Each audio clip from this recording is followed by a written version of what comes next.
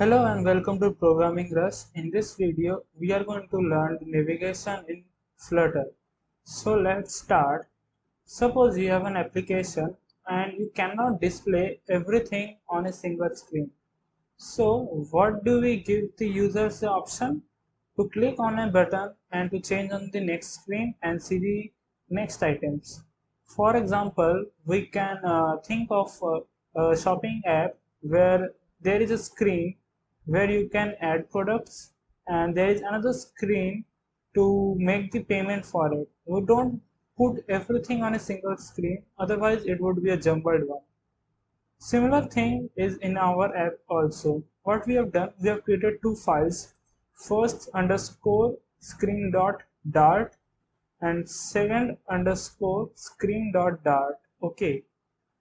In the first screen file, we have a stateless widget that is called first screen, and inside it we have a scaffold, and here we have placed the center text widget wrapped in a center widget, and this text widget says this is the first screen, and that we can see in our application running because in the main.dart file we have imported the first screen.dart, and in the home of the material app home field we have just put the first screen stateless widget. Now what we want is that we have a similar screen called second screen, but here we have the text. You are on the second screen now. We want to display this text. Okay. And to do that, what we can do? We can place a button here. I have changed the title. So we can place a button to go front and back, like what we do in many applications, like we press a button, a new screen opens, and then we press the back button. So let's learn it. First of all, what we are going to do, we are going to learn the very simple navigation part. There are also other types of navigation like named routing with passing parameters. But to keep it simple, we will just learn the basic navigation and passing the variables. Okay. Named routing is kept for another video. So wrap this text widget inside the column widget first of all, and place here an elevated button. Okay, so we have our column widget with the main axis alignment, that is spaced evenly between them and the borders, and we have a text button. Okay, and on tapping it nothing happens because we haven't implemented anything. So what we are going to do on this onPress function, we are going to navigate to the second screen, and how to do that we will see in this video. First of all, call navigator.push. Okay, this is the function to go to one screen and passing that. Okay, inside it we need to first of all pass the current context that we have in this build context file, and next we want to go to another material page route. There are other page routes as well, but we are going to implement the default one, that is the material page route. You also get a very basic animation.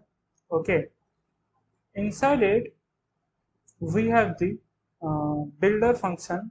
Okay, which takes a context, and we then call the const second screen, and we also need to import it like this.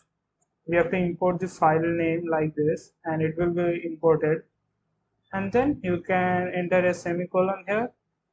We can also place some commas to make it a little bit better viewing. Now if you press the second screen button, you will see this window that you are on the second screen now. Okay, you are getting this one. So you are on the second screen now, and if you press the back button here, you will see that we are going back to the first screen. Isn't it amazing? As you can see, but what we want is passing some variables as well. Okay, this was the very basic navigation part, navigator.push. But there is another thing that we can do. We can also wrap it in a column widget. Okay, look at it. I am just implementing the column widget. Okay, so we have changed our second screen like this. We have a column widget. Inside it, we have a text and a button. Now, what we are going to do, we are going to implement, go back into the first screen. And this works like this. We are just going to tell navigator.pop context. Okay. And if you now just press the button, you are going to see we are going back to the first screen. Okay. Now you might ask why the names like push and pop, and the reason is because the navigation in applications work like stack. We are just pushing a new context every time we are just navigator.push. We are pushing a new context on the current context, and that's why this stack like thing happens. Navigator.push and pop. Okay, the first screen that is pushed is popped out at the last. But now what we want to pass variables. Okay, and to pass variables we need to do something. First of all, like we want is that we want to get a variable like something integer value. So what we are going to do, we are going to just define final. We want a variable of type int to be passed, and I said count. Okay, and I'm not passing any variable. Now inside it, inside the const second screen, this constructor, we are going to just write required and then this dot count, and this count will be accessible in this file, and I can change this text to the count value is dollar count. To use a variable, we use the dollar sign. Okay, I remove this const because we are using a count variable inside the text, so const won't work, and we are just saving it. Now in the first screen file where we are passing the navigator.push, inside the material page route we need to pass that count because you can see that we have set this to required, so it is required to pass. Okay, and now what we need to pass, the count, which can be anything like 10. I'm setting it to just 10. Okay, I'm saving this file. Now I'm just pressing the second screen button, and you can see the count value is 10. We can get this. Okay, we didn't require any stateless or stateful like thing because on in it only we are getting this value, so it is pre-filled with this count variable that is being passed by the first screen. Okay, now the question arises, for the stateful widget, will it work like same?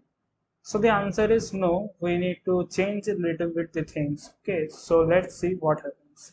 So we change our second screen file to the stateful widget, as you can see, and we also have the final int count. We always need to set the variables in this first constructor under the constructor only. Not, we can also set it above, but the thing is we need to define it in this stateful widget. We do not need to make any change in the first screen. We need to make the changes in the second screen only. Like we made it to stateful widget. Now what happens is that we are accessing the count variable in the stateless widget directly. But in the stateful widget, what we need to do, we need to write widget dot count. Okay, and this is the way to access it. Simple. And if we save the file, we get no errors. And this was a very basic workaround to get the thing. It is the process of getting in stateful widget. Now if I press the second screen, it works again, as you can see. If I change the value to like 25 and save it, it will work now.